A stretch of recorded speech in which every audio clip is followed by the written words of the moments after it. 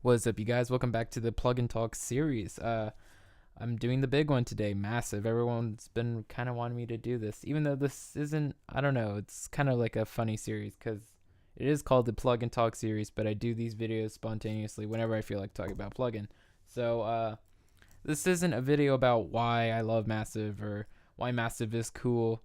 I mean, everyone loves Massive, obviously, and it's so popular, and if you don't love Massive, it's because you probably don't know how to use it. So watch this video and you can learn some really cool things. And if you do love Massive, then here's a few things you might not know. So I'm pretty much just gonna be talking about some of the more hidden features. So I think I have like 10 or 12 features I'm gonna talk about in Massive. So I'm just gonna get started right away. So the first two windows I want to talk about inside of Massive that most people overlook and don't use are these key tracking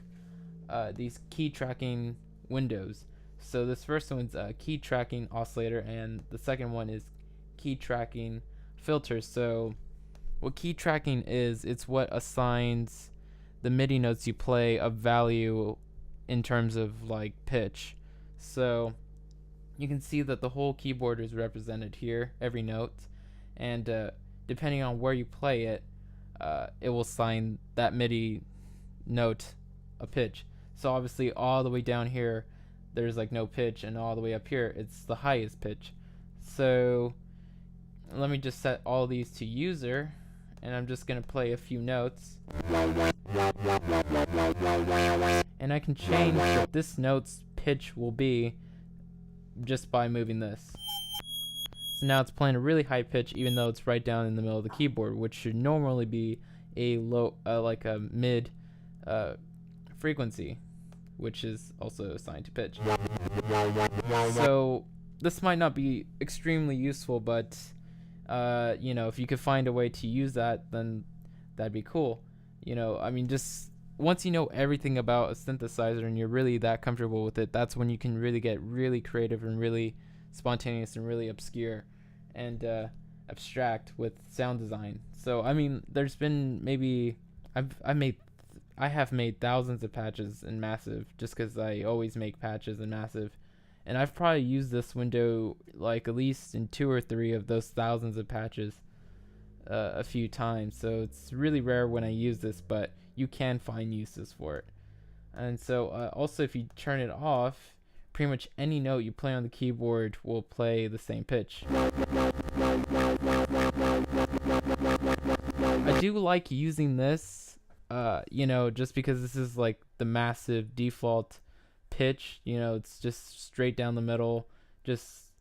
I mean, it's not the default pitch, but I mean, it's like the middle pitch of the whole keyboard. So I don't know what note that would be, but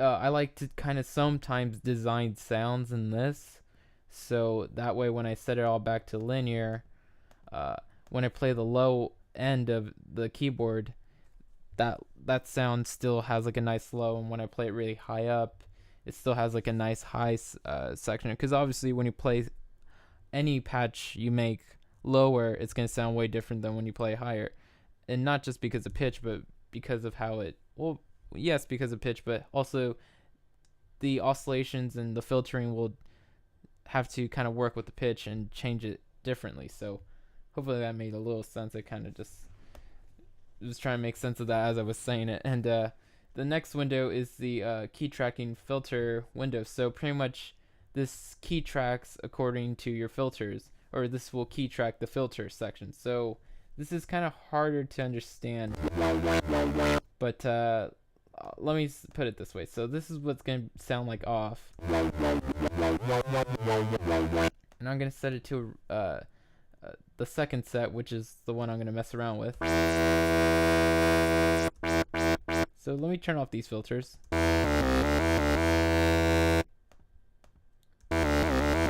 So you see that set 1 is what these these oscillators sound like without the filters. So set 1, I mean what these would sound like off. So off is pretty much the filters off, and now I'm going to turn these on, and now it's pretty much following the same thing by default as what the key tracking oscillation window is doing.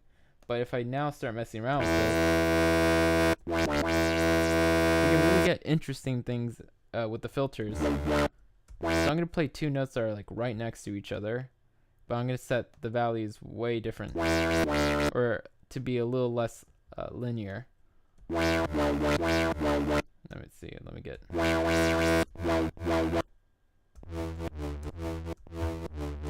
So you can kind of get the idea of what I'm trying to show you here and how you could possibly use it. This is definitely a lot more usable. I've used this a few more times than this other oscillation window. So that's pretty much what I wanted to show you there. Next thing I wanted to show you are these little arrows down here. So this is kind of like a sidechain lock. I guess I don't really know what it's called because I've read the manual to Massive a few times, and I've looked up a ton of Massive videos over the years, and I don't know what the hell you call these. So I'm just going to call this the sidechain lock. So pretty much I'm not talking about this. I'm talking about when you turn on this little white, when this gets highlighted, and then pretty much what happens is instead of okay, let me take a step back and explain what this does. So when you throw something into the sidechain box and have this second lane of like automation, I guess you could call it, pretty much it's controlling the knob. So this first envelope is gonna put this knob anywhere between here and there. So the sidechain is gonna do additional modulation to that from anywhere to here to there. But when you lock the sidechain to this, pretty much what happens if it's in the up or down arrow position, like so those two, it's going to not move the knob, but in fact it's going to kind of sidechain to this outside to this other envelope or whatever you've brought in there. So instead of like this, kind of just trying to make this easily understandable because it's kind of hard to explain, but when it's like this, it's moving the knob position. When it's locked into the other position, it's just moving whatever you have put in here yourself. So whatever's in this box. So hopefully that made sense. And there's a little bit of a difference between when it's up and down, especially with an LFO. You can notice that. So kind of play around with that. That's a bit interesting. And so let's see, that was probably my second thing. This is kind of a thing I throw out. This next tip is kind of, or gem, whatever, is kind of something I tell people all the time in my videos. But let me see. Let me just drop something into a box here. So any of these pitch boxes, so this box, this box, this box, these boxes accordingly. So all these boxes here, if you hold down Option or Alt if you're on PC, Option if you're on Mac, you can move up octave increments. So you can see I'm going up and down octaves really fast. So I'm going from -12 to -24 dB. I mean, to dB. Semitones. dB is amplitude, not pitch. I don't even know why I said that. So you can see I'm just going up and down octaves really quick. So that's a lot better than just doing this, going and clicking up and stuff. So that's no fun.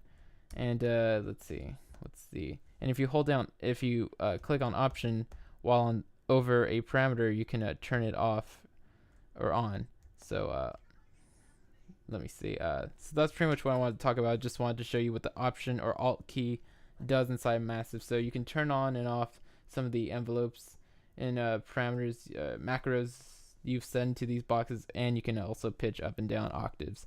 So the next thing I wanted to talk about was the oscillation tab. So if you've watched my other videos on my channel, you probably know how much I love this. And this really, other than it being really awesome and really unique to Massive, this really helps me make, at least me, it helps me create a lot of my own unique sounds that, it's just such an easy way to create unique sounds that you can really call your own above all things, because we all do the same techniques for how we create similar sounds, but to really give it your own twist, this window is a great way to do it. So what this window does, the oscillator phases, is pretty much you're pretty much phasing the starting point of the waves. So let's just take an LFO as an example. Let's say we have a sine wave right here, so that would pretty much be a square saw or a sine square. So we would just have the sine square wave here, and we would have the wavetable position all the way down, so it'd be playing a sine wave just like this. So pretty much for it to be where this is at, that's the starting point. That would be here. And pretty much what you're doing with that window is you're phasing the starting point. So instead of it starting right here at the beginning, it's going to start somewhere else, and that's the new starting point, and it's going to make a different blend with all the other oscillators. So pretty much I'm starting this first oscillator at a different spot in its wave, and then you can kind of blend these all together. So it's a really cool thing to play with. And so I really, really suggest you guys get into this, because you can really get into some really cool stuff with that.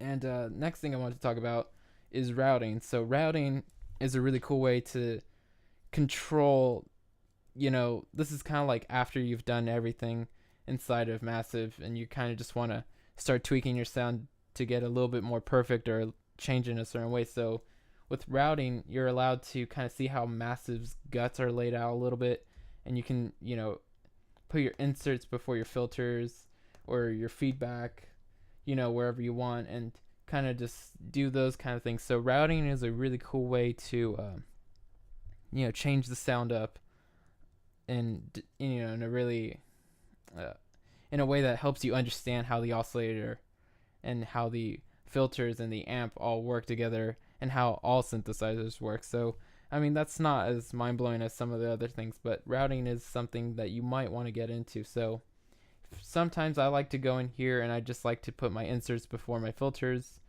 So that's kind of just a way to get a different sound. Anyway, so I'm going to just move on, because there's not much else I could say about that. The next thing I want to talk about is loops. So loops inside of envelopes are really, really cool. So back a few years ago, I used to be into dubstep a bit, and I got really, really sick of using LFOs on the cutoffs to make these like wobbles and growl type sounds. So I started using loops. So some of the people, it's kind of like a performer. So performer is this whole thing of right here. You can kind of randomize this and make weird waves. So that's pretty much what people would do when they got sick of LFOs on the cutoffs to make these like wobble sounds. So once I got sick of both of those, this is pretty much like you're making your own performer, but it's in an envelope. So envelopes and performers can do similar things if you use the loops. So the way you turn it on, this is pretty much what this envelope looked like before I turned it on.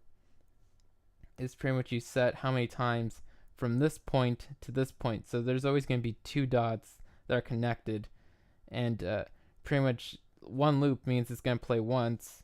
So that's it playing once.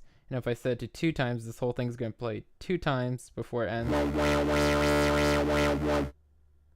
And if you want to just go on and on forever, you obviously set it to infinite. So you can set it all the way up to, I think it's 31. Yeah, 32. So you can have it loop 32 times if you want, but I don't know why you'd want it to loop 32 times. That I don't know who would hold down a note for that long, but anyway, you could do it if you want. And pretty much this kind of reminds me of another plugin called Morphix, where you kind of blend in waves, and then you can just morph them together. So the S loop decides how long that wave is, kind of morphs between the two waves.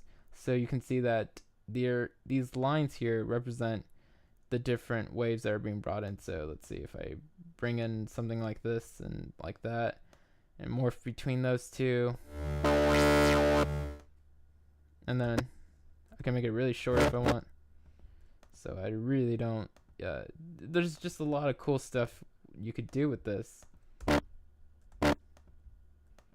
Just gotta make some time to kind of see what works and what doesn't. And it's really, really cool. So let's see, that's loops for you. And next thing that I'm just going to talk about, but there's not really much I could show you, is this bypass window. So I've looked all over the place to see if there's any actual real uses for this, and there's not really any real uses for this. I have no idea what this really does.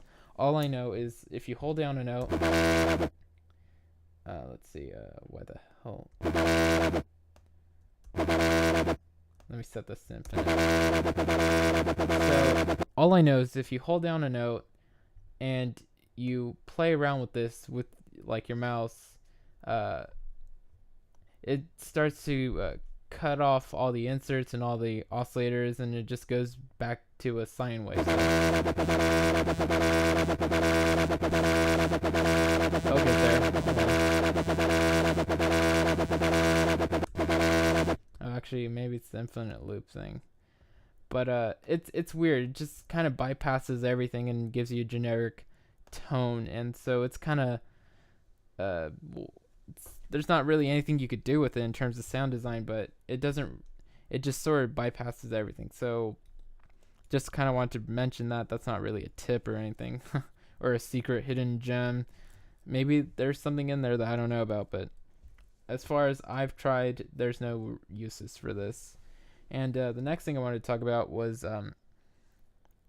the bend minus plus and formant waves that you get in here. So pretty much, I don't know if a lot of you use this or not, but pretty much what these are, like formant is like a high squeaky version of that wave, and these are the bend plus and bend minus, and bend minus are like these like detuned kind of versions of it, or at least how it plays, and spectrum is just the regular old sound. So playing around with these, you can get really cool stuff. So I really get a lot of interesting sounds using the bend minus plus and bend plus combined with spectrum. So you just really play around with these things to get cool stuff. And obviously the formant sounds are really good for like high pitched stuff and like laser kind of sound design. So you just really want to get into all that.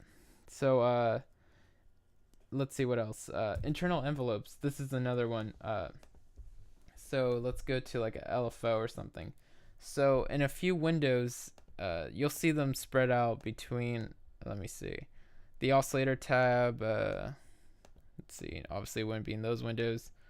It's not in envelopes. So between the LFOs and the oscillator tab, you have this thing called internal envelopes. So what this is, it's an envelope that you can kind of craft inside of this yourself, and you can use this inside of this box and only this window itself. So if I wanted to set like like instead of using one of these envelopes, let's say you've used up all these envelopes already, and you'd want to put an envelope here, but you don't want it to be like any of those. You can pretty much use this internal envelope. So it's an envelope just for this window.